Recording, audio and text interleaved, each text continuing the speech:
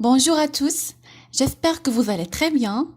Alors aujourd'hui, on va parler du texte narratif. Ce qu'est un texte narratif et plus précisément, on va parler du schéma narratif. Alors allons-y, on commence notre séance. Qu'est-ce que c'est un texte narratif?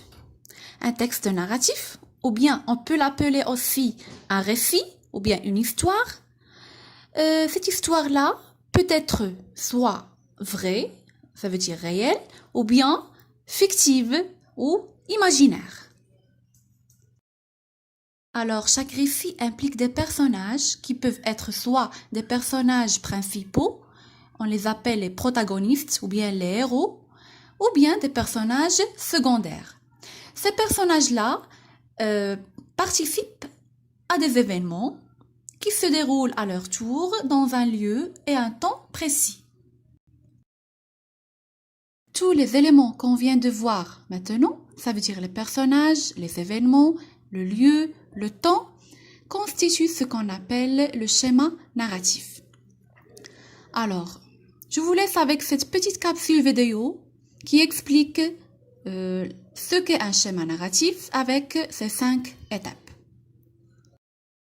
Grâce à cette capsule, vous comprendrez ce qu'est un schéma narratif. Le schéma narratif comprend 5 étapes.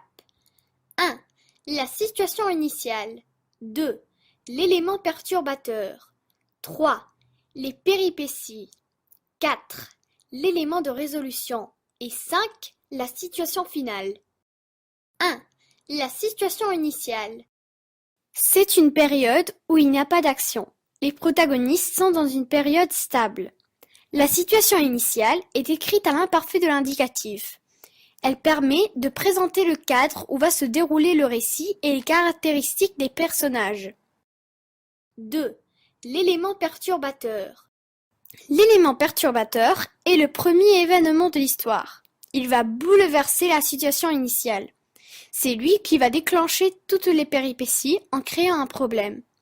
Il est souvent décrit au passé simple de l'indicatif. 3. Les péripéties. Ce sont les actions de l'histoire, les événements que les protagonistes vont subir ou affronter, les épreuves, les voyages ou encore d'autres personnages qui se mettent en travers de leur chemin. Les péripéties sont généralement écrites au passé simple ou au présent. C'est la plus longue période du récit. 4. L'élément de résolution. C'est la dernière action de l'histoire, celle qui permet de mettre fin au problème. Un événement ou un protagoniste met fin aux péripéties du récit. Le dénouement conduit à la situation finale. 5. La situation finale. C'est la fin de l'histoire, le retour à l'état stable du ou des protagonistes. La situation finale ressemble souvent à la situation initiale, mais les protagonistes ont gardé quelque chose de leur aventure. Si la situation finale est positive, alors le personnage principal a gagné quelque chose. De la richesse, de la sagesse, de l'intelligence, ou il est devenu adulte. Voilà! J'espère que grâce à cette capsule, vous avez compris ce qu'est un schéma narratif. Merci et au revoir! Maintenant, on va faire une petite application sur le conte du petit chaperon rouge. Ça veut dire, on va faire le schéma narratif de l'histoire du petit chaperon rouge. Pour la situation initiale, ça concerne le où, le quand et le qui de l'histoire. Où se déroule le récit, quand se déroule le récit et qui sont les personnages principaux du récit. Pour notre histoire, le petit chaperon rouge, et pour les caractéristiques des personnages principaux, on trouve premièrement le petit chaperon rouge, la petite fillette serviable, jolie et innocente. Et puis, on a le loup, rusé, rapide et méchant. Et on a aussi la grand-mère, vieille et malade. Ce sont les caractéristiques des personnages principaux. Pour le lieu de notre histoire, le petit chaperon rouge, elle se déroule principalement dans une forêt. Et pour le temps, quand se déroule ce récit, principalement, on peut comprendre à partir de l'expression « elle était une fois ». Ça veut dire l'histoire se déroule dans une époque très loin de la nôtre. Ça veut dire ça fait longtemps.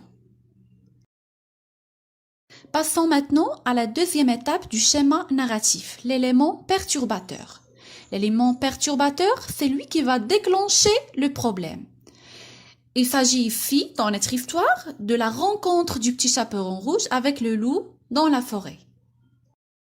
La troisième étape, les péripéties. C'est la plus longue période de l'histoire. C'est ici où on trouve les obstacles que rencontrent les protagonistes, ça veut dire les héros. Dans notre histoire, il s'agit d'une héroïne. Alors, on va trouver une suite des événements. Il y a le loup prend tous les moyens pour arriver en premier. Le loup prétend être le petit chaperon rouge pour parvenir à entrer chez la grand-mère. Le loup mange la grand-mère et se faufile sous les couvertures dans le lit. Le loup fait entrer la fille chez la maison de la grand-mère. Il l'invite de s'installer dans le lit avec lui. Le loup essaye d'attaquer Petit Chaperon Rouge. Après toute cette suite d'obstacles et d'événements durs pour les protagonistes, vient enfin l'étape de dénouement ou bien l'élément de résolution. C'est la dernière action de l'histoire. Un événement ou bien un personnage va mettre fin aux péripéties de l'histoire. Il s'agit ici du chasseur. Dans notre histoire, il s'agit du chasseur. Le chasseur a sauvé le petit chaperon rouge et puis le chasseur a ouvert le ventre du loup et a délivré grand-mère. La situation finale, enfin, c'est le moment où les personnages principaux atteignent ou non leur but. Dans notre histoire, il s'agit d'une situation finale heureuse puisque la grand-mère et Petit Chaperon Rouge mangent les biscuits de la maman et le Petit Chaperon Rouge promet à sa grand-mère de ne plus refaire sa faute et elle revient chez elle. Merci pour votre attention. Au revoir.